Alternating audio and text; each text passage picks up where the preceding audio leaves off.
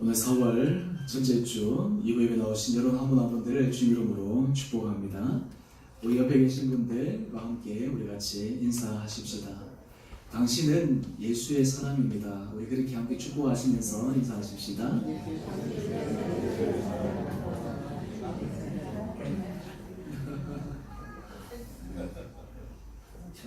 옆에 계신 분들, 앞에 계신 분들 보니까 예수의 사람이 맞습니까?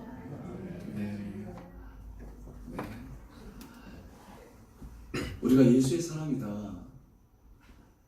이제 참 이 말이 너무 익숙한 말이지만 그 말의 의미를 곰곰이 곱씹어 보면 얼마나 그게 귀한 말인지 모릅니다. 오늘 제가 설교 제목을 예수의 사람이라면 예수의 사람은 어떻게 살아가야 될까? 오늘 우리가 이 사순절 5번째 주일 우리가 성찬 예식을 하면서 특별히 예수의 사람으로서 우리가 어떻게 우리 삶을 살아가야 될 것인가 오늘 말씀을 통해 은혜 나누기를 원합니다. 요즘 현대의 많은 사람들은 추구하는 큰 가치관 가운데 하나가 행복이라고 하는 가치관입니다. 우리가 돈을 많이 버는 것도 행복하기 위해서고 건강한 것도 행복하기 위해서고 우리가 자녀를 잘 교육시키는 것도 그렇고 많은 사람들이 그 목적의 비결이 행복에 있습니다. 그래서 행복을 추구하는 삶, 그것은 어느 누구도 잘못됐다라고 얘기하는 사람도 없고 또 그리고 우리 안에서도 그 행복을 추구하고 싶은 마음이 많이 있습니다. 그런데 예일 때 그 심리학과 조교수인 이 준 그루버라고 하는 이 여교수는 그가 행복에 대해서 긍정적인 감정에 대해서 이렇게 쭉 연구를 하면서 좀 의외의 그런 실험 결과를 발표를 합니다. 그 내용인즉슨 보니까 우리는 행복하면 그 사람이 오래 장수할 줄 아는데 오히려 인생에서 과도한 행복을 추구하거나 억지로 행복을 추구하는 것이 오히려 수명이 더 단명이 된다라고 이야기를 합니다.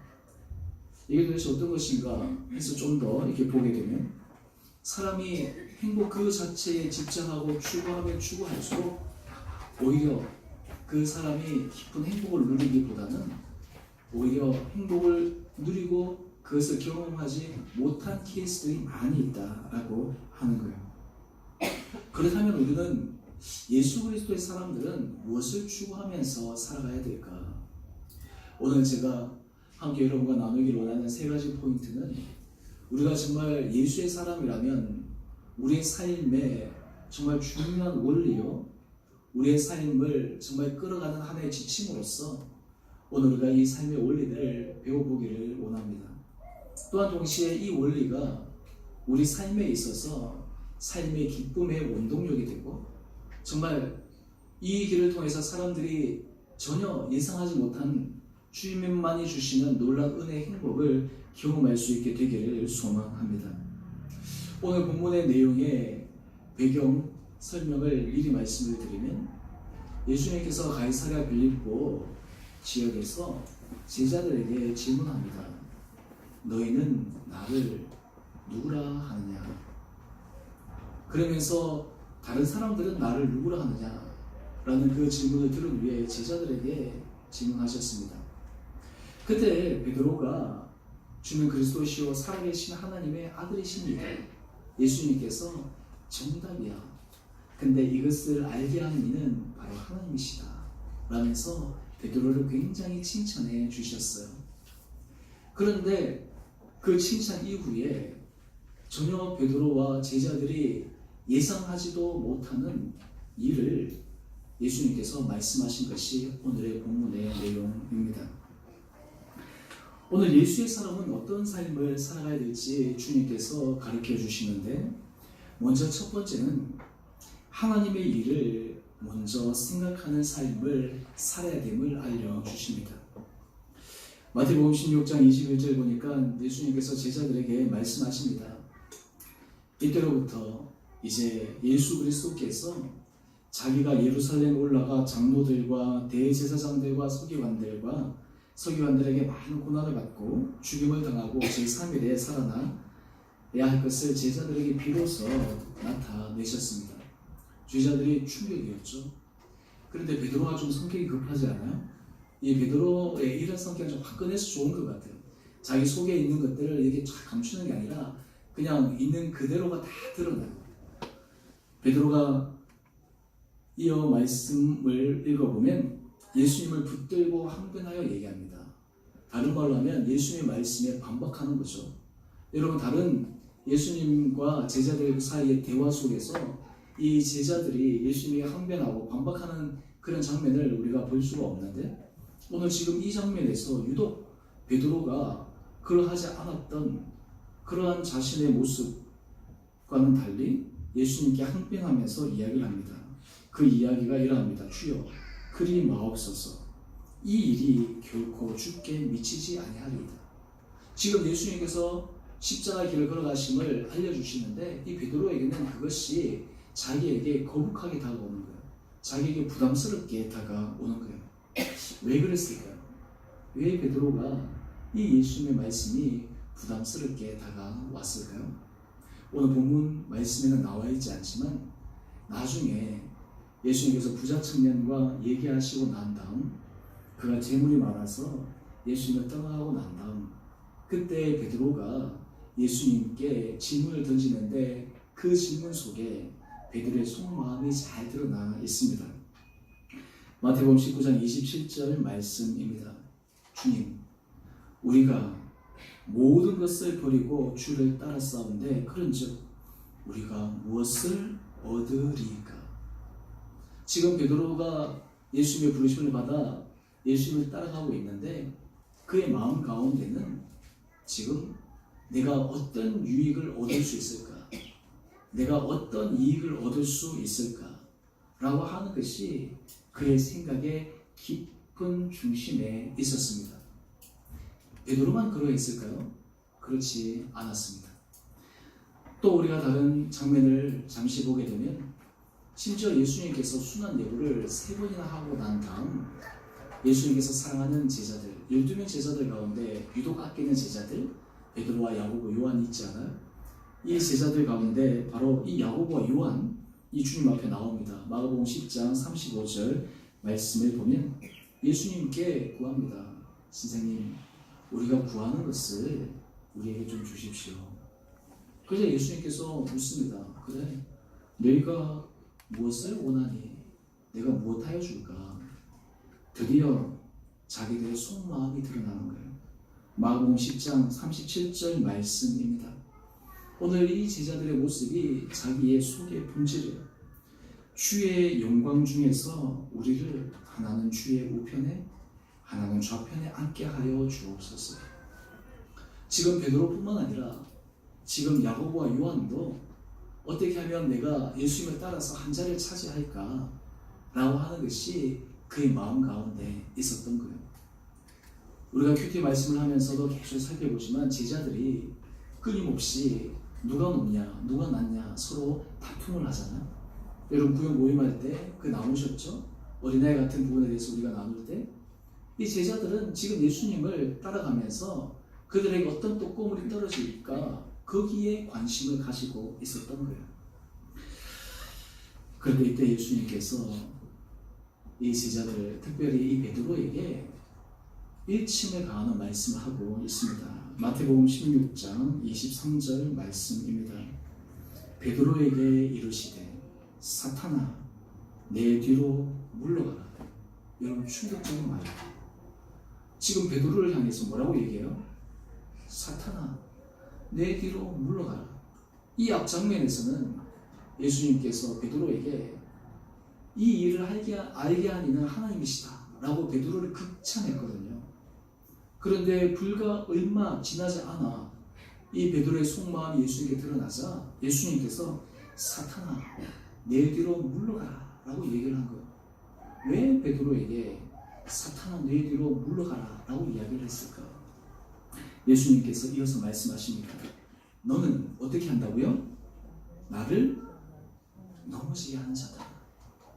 지금 베드로가 이 예수님 그렇게 하면 안 됩니다 막 말리는 것이 실제로는 하나님의 사역을 이루는데 그가 쓰임을 받는 것이 아니라 하나님의 사역에 걸림돌이라고 하는 것을 지금 예수님께서 베드로에게 말씀하고 계십니다. 그러면서 베드로에게 굉장히 중요한 말씀을 하고 계세요. 내가 하나님의 일을 생각하지 아니하고 도리어 사람의 일을 생각하는도다. 이 베드로에게 예수님께서 너는 하나님의 일을 생각하지 않는다. 너는 지금 사람의 일을 생각하고 있어. 여기서 좀 더 구체적으로 얘기하면 너는 하나님의 일이 중요한 것이 아니라 너 자신이 생각이 중요하고 있어 라고 주님께서 말씀하고 계시다라고 하는 거예요. 여러분, 예수의 사람은 하나님의 일을 먼저 생각하는 사람들입니다. 하나님의 일을 먼저 생각하는 사람이 예수의 사람입니다. 우리가 예수의 사람이라고 하면 우리의 머릿속에는 하나님의 일, 예수의 일이 우리 가운데 가장 중요한 일이 되어야 합니다. 그런데 오늘 이 베드로는 그렇지 못했어요. 그는 인간적으로 예수님 죽으시면 안 됩니다 라는 거기에 집착해서 정말 중요한 하나님께서 지금 이루어 가시는 그 놀라운 섭리를 바라보지 못하고 영적으로 아직 어린아이와 같은 수준에 있었던 것이죠. 여러분, 우리 예수의 사람들은 늘 우리 마음 가운데 하나님의 일, 예수님의 일을 먼저 생각하는 그런 믿음의 은혜가 있어야 됩니다. 여러분은 어떻습니까?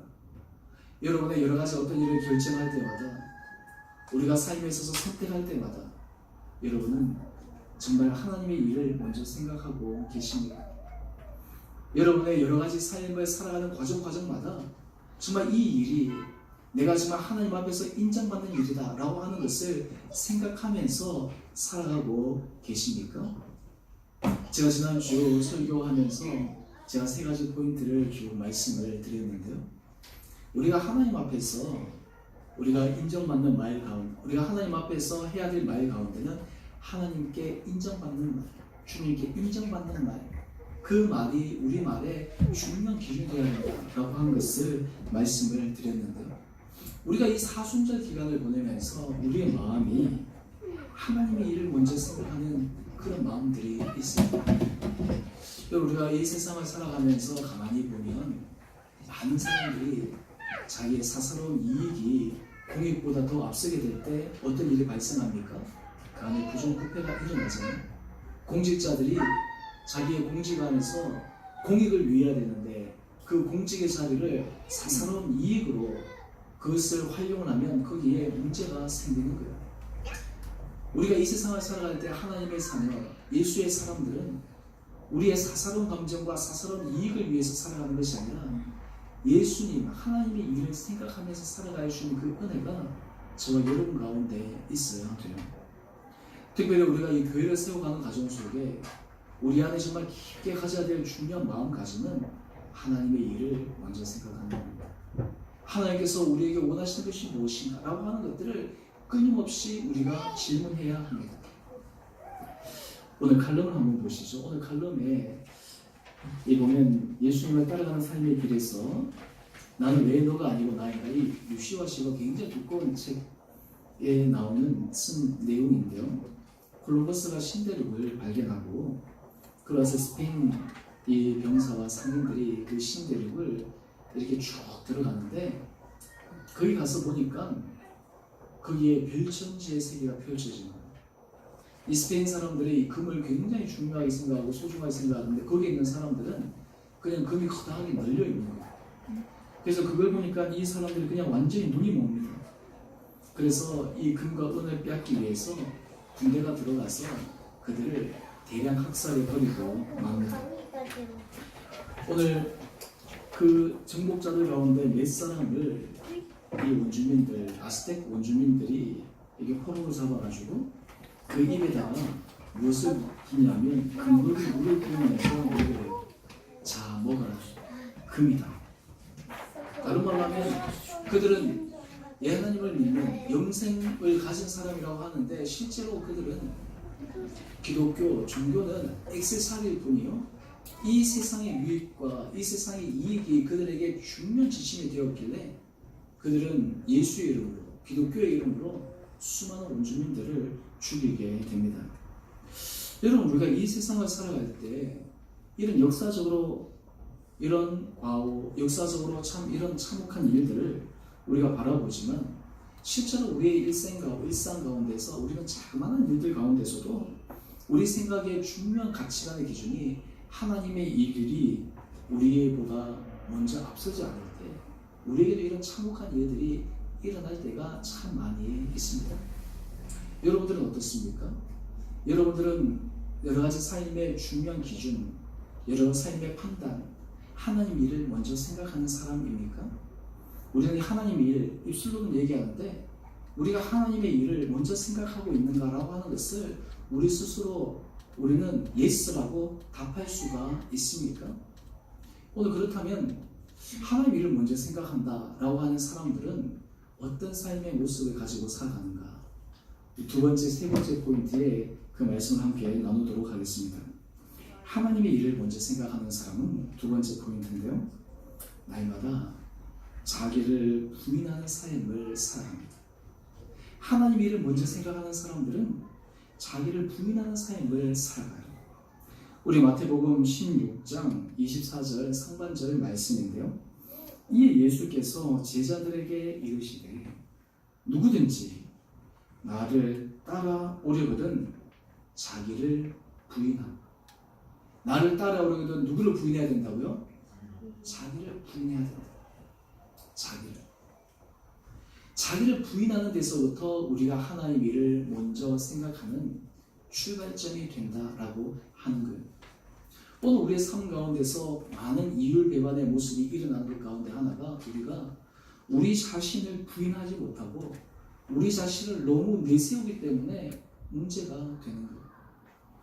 우리의 생각, 우리의 감정, 우리의 경험 이런 것들을 우리가 먼저 내세우니까 우리 안에 주님의 일을 바라보는 것이 희미하게 보일 때가 참 많다라고 하는 거예요. 갈라디아서 2장 20절 말씀, 우리가 너무 유명한 말씀이지 않아요? 내가 그리스도와 함께 십자가에 못 박혔나니 그런즉 이제는 내가 사는 것이 아니요 오직 내 안에 누가 사는 것이라고요? 그리스도께서 사시는 것이다. 자기를 부인하는 삶은 내가 사는 것이 아니라 내 안에 그리스도께서 사는 삶, 이 사람이 자기를 부인하는 삶이에요. 다른 말로 하면 자기를 부인한다라고 하는 것은 내 안에서 예수 그리스도가 살아있는 삶을 살아가는 삶이 바로 자기를 부인하는 삶입니다. 근데 이 길이 참으로 어렵습니다. 얼마나 어려워요? 여러분, 이 세상에서 제일 어려운 게 자기를 바꾸는 일입니다. 자기를 부인하는 일이에요. 사도 바울은 고린도전서 15장 31절 그의 삶의 고백을 이렇게 하고 있습니다. 예수 우리 주 안에서 가진 바 너희에 대한 나의 자랑을 두고 당연하노니, 사도 바울의 자랑이에요. 나는 날마다 어떻게 한다고요? 죽노라. 나는 날마다 죽노라. 여러분, 은혜 아래 있는 사람은 날마다 죽는 사람이에요. 신앙에 성숙한 사람들은 날마다 자기를 부인하는 사람입니다. 오늘 지금 예수님께서 그것이 십자가의 길이라고 이야기를 해요. 요즘 현대사회는 PR 시대잖아요. 자기가 가지고 있는 게 하나라 그러면 이것을 막 10개로 확장해가지고 막 얘기해야지 사람들이 먹히잖아요. 뭐 인싸, 아싸 뭐 이런 얘기들. 그런데 십자가의 길 안에 있는 사람들은 날마다 자기를 죽이는 사람이에요. 날마다 자기의 정과 욕심을 십자가에 못 박는 사람이에요. 사도 바울은 이것을 좀 더 구체적으로 이렇게 우리에게 얘기합니다. 고린도전서 9장 27절 말씀인데요. 우리 다 같이 한 목소리로 읽어보겠습니다. 시작. 내가 내 몸을 저 복종하게 함은 내가 남에게 접한 후에 자신이 도리어 버림을 당할까 두려워함이로다. 아멘. 지금 사도 바울이 너무나 두려운 말을 하고 있어요. 제가 이 말씀을 가지고 제가 수요예배 때도 또 하고 그렇게 했었는데요. 자기 몸을 쳐서 복종하는. 우리는 삶을 살아갈 때 가장 중요한 첫 번째 원칙, 프린시플 가운데 하나가 하나님 앞에서 우리 자신을 쳐서 복종시키는 이 부인하는 삶을 살 때 우리의 삶에 하나님의 은혜가 임하게 됩니다. 여러분, 우리는 하나님께서 우리를 사용하여 주십시오, 하나님 우리를 통해서 일하여 주십시오 라고 얘기하면서 우리는 우리의 생각, 우리의 관점, 우리의 것을 주님 앞에 부인하지 않고 그것을 주장하며 나갈 때 우리 안에 많은 문제가 생기게 되거든요.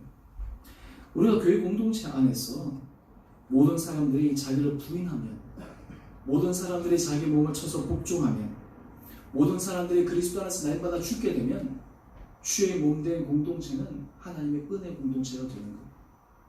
우리의 공동체 안에 하나님 주신 은혜를 더 깊게 경험하는 가장 최고의 방법은 내가 죽는 거예요. 내마다 십자가에 우리 자신을 쳐서 못 박는 거예요. 우리 안에는 내가 죽지 않고 다른 사람에게 당신이 죽으라 라고 얘기하는 것이 아니라 내가 먼저 죽어야 돼요. 그때 하나님께서 우리에게 주신 그 은혜를 경험할 수가 있다라고 하는 거예요. 여러분, 우리가 삶을 살아가면서 자신을 부인할 수 있다. 이것이 굉장하거든요. 심리학에서 참 재밌는 얘기를 하는데, 사람들이 자기의 실수나 잘못이나 이런 것들을 이 다른 사람들에게 내가 실수했습니다, 내가 부족했습니다 라고 얘기할 수 있는 사람들은 자존감이 높은 사람일수록 오히려 그 말들을 잘한다. 참 신기하죠? 자존감이 낮은 사람일수록 자기가 잘못했어요, 자기가 실수했어요, 그런데 끝까지 잘못했다, 실수했다 얘기를 하지 않는 거예요. 그 이유는 자존감이 낮아서 그래요. 심리학에서 얘기하는 것입니다. 오늘 예수님 앞에서 성숙한 사람은 자기가 죽는 사람이에요. 내가 부족함이라고 고백하는 사람이에요. 오늘 이것이 바로 예수의 사람이 삶을 살아가는 방식입니다. 우리 주원의 교회는 하나님께서 참 은혜를 허락하여 주시고 우리 좋은 분들을 하나님께서 이 공동체 지체들을 허락하여 주셨는데, 우리가 이 만들어가는 과정 속에서 서로의 모습들을 우리가 깊게 확인하고 또 깊게 이렇게 교제해 나가는 가운데 주께서 우리에게 원하시는 중요한 원칙이 있어요. 자기를 부인하는 삶을 살기를 원하세요. 제가 이 말씀을 준비하면서 정말 자기를 부인하는 삶, 주님 앞에 자기 자신을 쳐서 복종하는 삶, 이것이 얼마나 참 우리에게 큰 과제인가, 이것이 얼마나 큰 참 우리에게 도전인가. 우리가 이것을 못해가지고 우리가 평생 정말 이 문제로 인해서 우리가 실험하잖아요. 놓아버리면 되는데, 그냥 이렇게 내려놓아버리면 되는데 그걸 못 내려놓고 그걸 붙들고 있어가지고 너무너무 힘들어지는 것이다. 오늘 주님께서 말씀하십니다. 누구든지 나를 따라오려거든 자기를 부인하는 삶을 살아야 된다라고 말씀하고 계세요. 이어서 세 번째 원리입니다. 그것은 자신이 져야 할 십자가를 기꺼이 지는 삶을 살아가는 것입니다. 마태복음 16장 24절 하반절 말씀을 보면 자기 십자가를 지고 나를 따를 것이니라 라고 이야기를 하고 있어요. 자기를 부인하는 삶뿐만 아니라 자기 십자가를 지고 삶을 살아가기를 주님께서 원하십니다. 여러분, 주님의 사람들에게는 하나님께서 그 사람들이 져야 될 십자가가 다 있습니다. 인생에 십자가가 없는 사람은 아무도 없어요. 다 개인적인, 그리고 여러분들이 가정으로 또 우리 공동체 안에서 그 안에서 져야 될 십자가들이 다 있습니다. 고린도후서 12장 7절 말씀을 보면 이 사도 바울의 고백인데요. 사도 바울은 하나님께서 그에게 육체의 가시를 주셨어요. 이것을 그는 사탄의 사자라고 이야기를 합니다. 육체의 가시와 사탄의 사자라고 얘기해요. 이게 지금 사도 바울에게 자기 십자가였어요. 이것이 어떤 사람은 간질이라고 하기도 하고 어떤 사람으로는 이 안질이라고 하기도 하고 하는데, 어떻게 됐든 간에 이 육체의 가시가 사도 바울에게 사역의 걸림돌이 될 수 있음에도 불구하고 사도 바울은 이것을 어떻게 해석하느냐, 이는 나를 쳐서 너무 자만하지 않게 하려 하심이라. 오늘 이 육체의 가시, 이 사탄의 사자, 이것을 사도 바울은 어떻게 해석했냐면 나를 쳐서 하나님 앞에서 내가 자만하지 않게 만드는 것이다 라고 하는 거예요. 여러분, 우리가 인생에 있어서 여러분들이 져야 될, 때로는 건강, 때로는 우리의 경제적인 부분, 때로는 우리의 가정, 우리 각자 가지고 있는 그런 십자가들을 오늘 이 사도 바울처럼 그의 삶 가운데, 신앙 가운데서 재해석해낼 수 있는 그 은혜가 우리들에게 필요한 거예요. 또 사도 바울은 우리들에게 이렇게 그 십자가를 소개하고 있는데, 그것은 교회를 위한 십자가를 그런 이야기를 하고 있습니다. 골로새서 1장 24절 말씀인데요. 우리 다 같이 함께 읽어보겠습니다. 시작. 나는 이제 너희를 위하여 받는 괴로움을 기뻐하고 그리스도의 남은 고난을 그의 몸된 교회를 위하여 네. 내 육체에 채우노라. 아멘. 이 골로새서 말씀, 그리스도의 남은 고난을 그의 몸된 교회를 위하여 내 육체에 채운다. 여러분, 이 세상의 교회는 완전한 교회가 없습니다. 어거스틴이 두 가지 교회를 얘기했어요. 눈에 보이는 교회와 눈에 보이지 않는 교회. 완벽한 교회는 눈에 보이지 않는 교회인데, 이 세상의 교회는 완벽한 교회가 없어요. 다 부족한 교회예요. 그런데 그 교회가 보이지 않는 완벽한 교회가 되기 위해, 주께서 말씀하신 온전한 교회가 되기 위해 그 가운데, 과정 가운데 그 남은 고난을 감당할 사람이 필요하다라는 거예요. 오늘 사도 바울은 그리스도의 남은 고난을 주님의 몸된 교회를 위하여 자신의 육체에 채운다라고 얘기해요. 그것이 자기에게 기쁨이라는 거예요. 자기의 사명이라는 거예요. 자기가 이 땅 가운데서 걸어야 될 주님께서 그에게 주신 귀한 믿음의 길이라고 이야기를 하는 거예요. 이것이 바로 십자가의 길이다라고 이야기를 합니다. 여러분, 우리는 십자가를 지는 것을 굉장히 꺼려하죠. 부담스러워하죠. 힘들어하죠. 그런데 오늘 주님께서 이 길을 걸어가는 자들에게 주여 주신 놀라운 은혜의 약속이 있다라고 하는 것이에요. 우리 야고보서 1장 12절 말씀인데요. 시험을 참는 자는 복이 있나니 이는 시련을 견뎌낸 자가 주께서 자기를 사랑하는 자들에게 약속하신 생명의 면류관을 얻을 것이기 때문이라. 오늘 우리가 이 세상 가운데서 자신에게 주어진 그런 십자가의 짐들을 잘 지고 나갈 때 주께서 우리에게 생명의 은혜 면류관을 허락하여 주신다. 그런데 우리가 놀라운 것은 주님, 이게 너무 무거워요. 힘들어요. 전 도저히 못하겠어요. 라고 주저앉고 싶을 때가 사람들마다 얼마나 많아요? 우리가 좀 괜찮을 때, 우리가 좀 힘이 있을 때, 감정적으로 좋을 때는 그것을 감당하는데, 내가 좀 약해질 때, 내가 힘들 때, 어려울 때는 사람들이 조그마한 것도 우리에게 큰 부담으로 다가오거든요. 근데 주님께서 마태복음 11장 28절에서 이렇게 말씀하고 계십니다. 수고하고 무거운 짐진 자들아, 다 내게로 오라. 내가 너희를 쉬게 하리라. 오늘 예수 그리스도의 십자가를 지고 살아가는 사람들에게 주님께서 우리에게 주신 은혜가 무엇이냐면 바로 주님만이 주시는 참된 마음의 쉼이 있다라고 하는 거예요. 주님만이 주시는 참된 은혜, 평화의 마음들이 우리에게 있다라고 하는 거예요. 그러면서 마태복음 11장 30절은 이렇게 이야기를 합니다. 이는 내 멍에는 쉽고 내 짐은 가벼움이라. 내 멍에는 쉽고 내 짐은 가벼움이라. 사람들이 지는 짐은 그것은 우리에게 부담스럽지만 주님의 십자가를 지고 살아가는 사람들에게는 하나님께서 우리들에게 그 일을 넉넉히 감당할 수 있는 은혜와 힘과 능력을 주신다라고 하는 거예요. 여러분, 사실 우리가 교회 안에서 주의 일을 감당할 때, 그리고 그 일이 어떤 의미에서 주님의 십자가를 지고 걸어가는 것이죠. 근데 그 안에 놀라운 것은요, 그 길을 걸어갈 때 우리가 일반 사람들이 알지 못하는 주님의 놀라운 은혜를 경험하는 거예요. 주님의 주시는 기쁨의 감사를 경험하는 거예요. 이것이 바로 신앙의 신비입니다. 우리가 십자가도 없이 그냥 삶을 살아가면 편하고 좋을 것 같은데, 우리가 주를 위해서 우리가 감당해야 될 그 십자가가 우리 가운데 있을 때 주님께서 우리의 속사람 기쁨 가운데 하나님 주신 은혜 기쁨을 허락하여 주세요. 이것이 주님께서 우리에게 약속하여 주신 말씀입니다. 오늘 지금 예수님께서 베드로에게 지금 그것을 말씀하고 계세요. 누구든지 나를 따라오려거든 자기를 부인하고 자기 십자가를 지고 나를 따라올 것이니라. 여러분들에게 한번 질문해 봅니다. 하나님께서 여러분들에게 맡기신 주님의 십자가가 무엇입니까? 여러분들의 가정 안에서 하나님께서 여러분들에게 제안될 그 십자가는 무엇입니까? 여러분들의 교회 공동체 안에서 여러분들에게 허락하신 또 주님이 주신 십자가는 무엇입니까?